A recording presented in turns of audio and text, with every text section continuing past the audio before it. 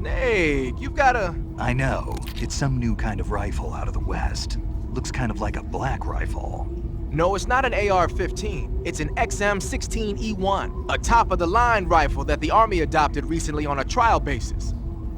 The U.S. military was working on a new concept for a light infantry weapon from the late 40s through the mid-50s. In the end, they decided they wanted a .22 caliber high muzzle velocity rifle with full auto capability. What they came up with was the AR-15, the so-called black rifle. The one you've got there, the XM-16E1, is a modified AR-15 that's been fitted with a bolt forward assist. I heard they're doing performance evaluations down in Southeast Asia. So they captured one in Vietnam and brought it here? That's my guess. But that thing looks a lot different from a regular XM-16E1. There must have been a gunsmith present at the field test who made all these modifications on the spot.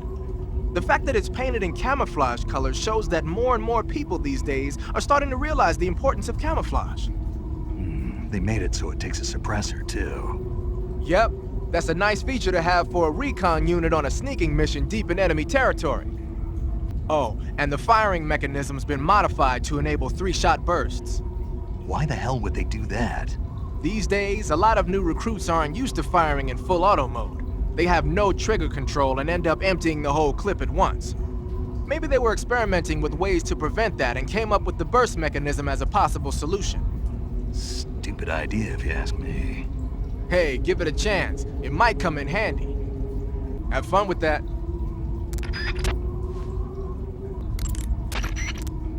Got yourself an AK-47, huh? The AK-47 is the official assault rifle of the Soviet Army.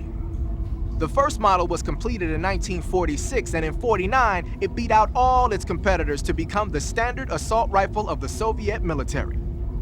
It uses 7.62mm by 39 rounds developed in 1943, and a 30-round box magazine originally designed for a different assault rifle.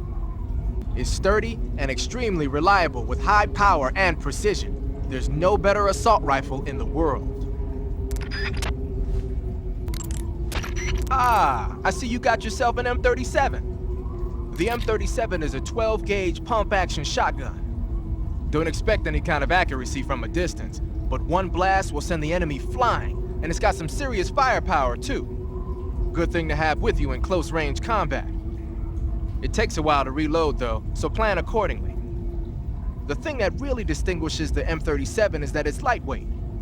It's about 2 pounds lighter than other shotguns. In fact, it's so light that it's been nicknamed the Featherlight. Yeah, and to top it off, this one's had its barrel and stock sawed off. That's probably a modification to make it easier to wield in the jungle. Those Soviet boys know what they're doing. I guess the other distinguishing feature would be the lack of an ejection port on the side of the receiver. Ambidextrous, huh? Exactly. It's been designed so you can use it left-handed or right-handed with equal ease. But that's not all. The low number of apertures means that it won't get jammed up as much with mud and dirt when you use it out in the field. This weapon is made for the jungle. Good to know. But what are they doing with an American-made shotgun? Good question. I guess they could be doing research on Western weapons, but... Did you ever hear about the SAS using shotguns in the jungle combat in Malaya? Just stories. In the jungle, you're always running into the enemy when you least expect it. The SAS found the shotgun to be extremely effective, delivering massive firepower in a short period of time. Because of that, lately a lot of point men are starting to use shotguns as their weapon of choice. Vogan's men might be trying that tactic out for themselves. Ah, you've got an SVD. That's the Soviets' top-of-the-line semi-automatic sniper rifle, adopted just last year. SVD stands for the Russian words that mean Dragunov Semi-Automatic Sniper Rifle. For a long time, the standard Russian sniper rifle was the Mosin Nagant. But at the beginning of the 1950s, when Soviet troops started carrying automatic rifles and assault rifles, the need for an automatic sniper rifle increased. The SVD was developed to fulfill that need. It can use the same ammo as the Mosin Nagant, 7.62mm by 54 rim cartridges, but they developed a new type of ammo with a tighter firing pattern to go along with it. I heard that these new rounds have a steel core and are 2.5 times more precise than regular rifle bullets. Nothing can match that thing in terms of precision. Try it out for yourself and see how powerful it is. You can fire from a standing position, but your aim will be a heck of a lot steadier if you're lying down. Try it out. Gonna use a grenade, huh?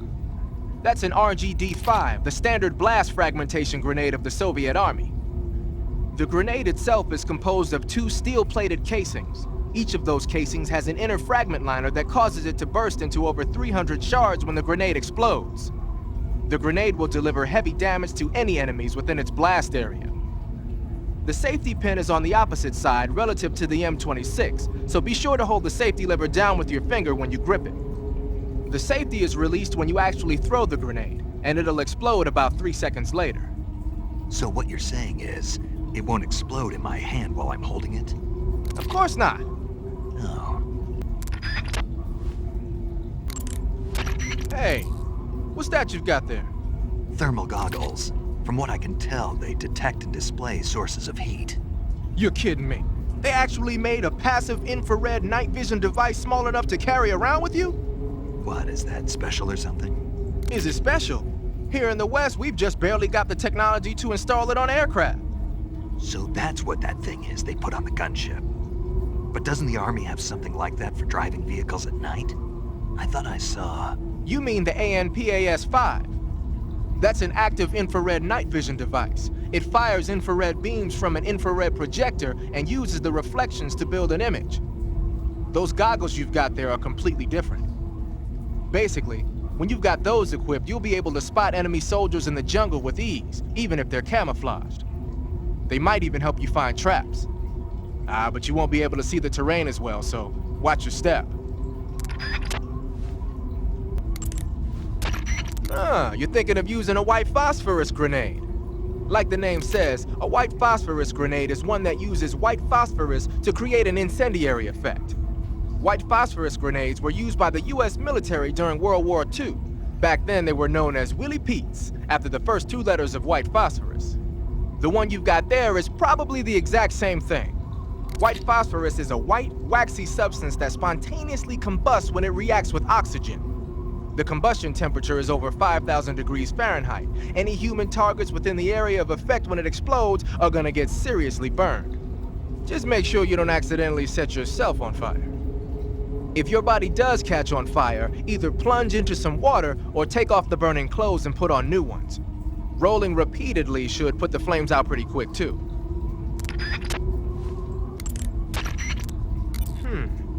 I've never seen a grenade like that one before.